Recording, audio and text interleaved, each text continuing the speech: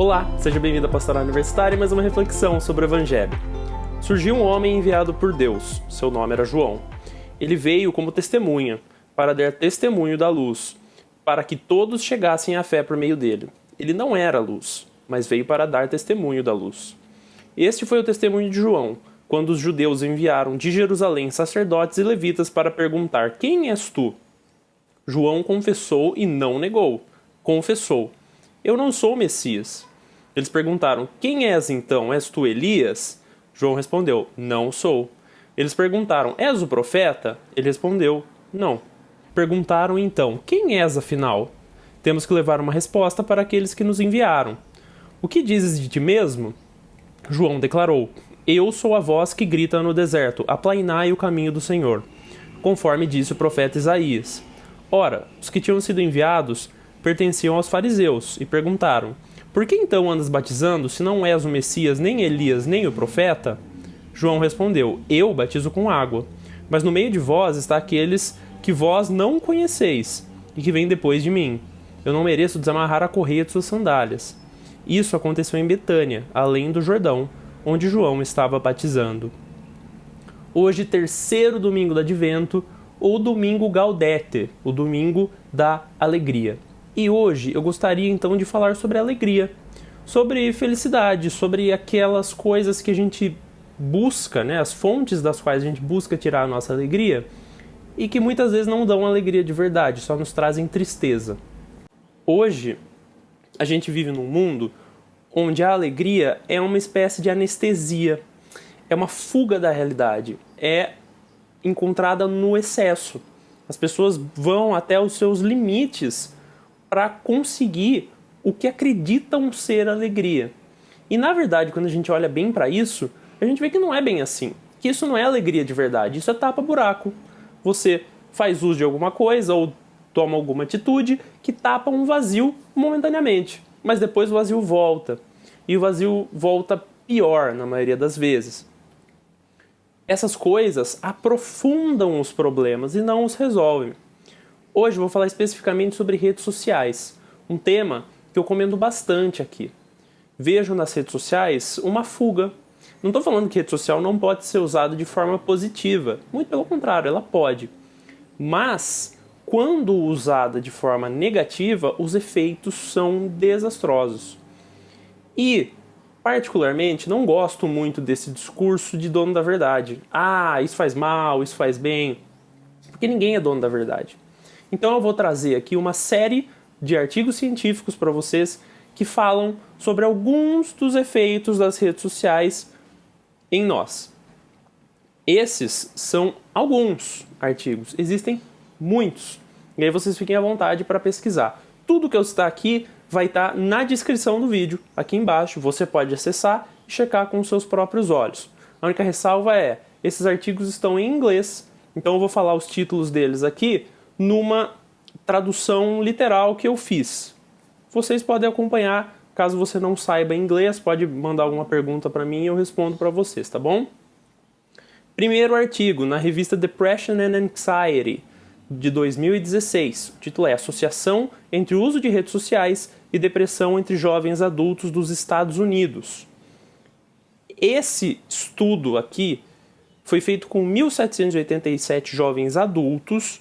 Jovens adultos aqui são pessoas de 19 até 32 anos que faziam uso de redes sociais, faziam uso intenso de redes sociais. Desses 1.787, 55,5% mostraram sinais de depressão, sendo que 26,3% apresentavam depressão alta. E a associação que os autores encontraram aqui entre o uso das redes sociais e a depressão foi alta.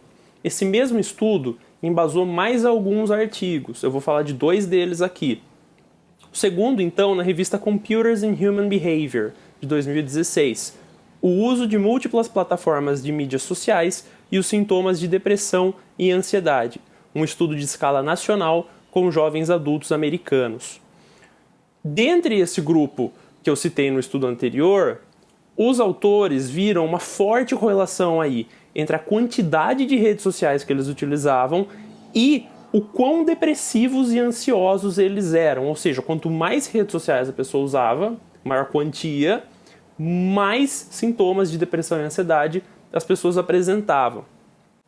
No fim do artigo, os autores chegam num ponto de recomendar para essas pessoas, falarem assim, ó, se você tem sintomas de depressão e ansiedade, é melhor você maneirar. Conversa sobre isso com o seu médico, porque a coisa pode ser feia. Outro artigo de 2016, falando sobre esse mesmo estudo, agora na revista Social Science and Medicine. O título é Uso problemático de mídias sociais e sintomas de depressão entre jovens adultos americanos, um estudo de escala nacional. Novamente, o estudo mostra uma associação alta entre o uso problemático das redes sociais e o desenvolvimento de depressão. Ou seja, você que usa a rede de uma forma negativa, que às vezes entra em conflito, que às vezes fica olhando para a vida dos outros e querendo ter aquilo, e olhando para a sua e falando, nossa, minha vida é uma porcaria, meu Deus do céu. Agora, mais um artigo na revista Journal of Experimental Psychology, de 2019. Mídias sociais e sintomas de depressão, uma perspectiva de rede. Aqui já é um outro estudo. 125 estudantes universitários foram avaliados aí e todos eles faziam uso passivo de redes sociais. O que é isso? Quando você pega o celular e começa a ficar lá, rodando, desce, olha o feed, nem sabe porque tá lá, mas tá lá, olhando o feed. Isso seria o uso passivo. E eles perceberam que os estudantes que ficavam mais tempo fazendo esse uso passivo, ou seja, rolando o feed lá, tiveram uma maior sensação de depressão, solidão, desesperança e sentimento de inferioridade. Os autores também relacionaram esse uso passivo a problemas de concentração, fadiga e perda de interesse, ou seja, um desinteresse geral na vida, aquela falta de vontade de fazer qualquer coisa. E por fim, um estudo desse ano, de 2020, revista Computers in Human Behavior. Título seguinte, o peso do coronavírus na saúde mental. O uso das redes sociais pelos moradores de Wuhan revelam depressão e trauma secundário no surto de Covid-19. Esse estudo envolveu 320 pessoas lá de Wuhan, na China, e mostrou que o uso excessivo das redes sociais durante o período da pandemia está relacionado sim à depressão e a trauma secundário. Ou seja, você está lá numa pandemia e você já tem o trauma da pandemia, mas aí você fica desnorteado usando lá o seu smartphone, na rede social, e você acaba desenvolvendo um segundo trauma, entende? Além disso, o estudo prevê alterações comportamentais nessas pessoas que tiveram esse excesso de uso de redes sociais e tiveram a depressão. Por fim, os autores dizem que os resultados deles sugerem que fazer uma pausinha no uso de redes sociais pode ser muito benéfico para a sua saúde e para o seu bem-estar. Então aqui eu trouxe um pouquinho só de conhecimento científico para vocês. Se vocês fazem essa busca, vão aí, abram aí o Google Acadêmico, o Google Scholar, enfim, mesma coisa. Joga lá um tema que você quer saber, põe aí, sei lá, redes sociais, depressão, redes sociais, ansiedade. Você vai ver que tem muita pesquisa sobre isso. Que isso é uma realidade.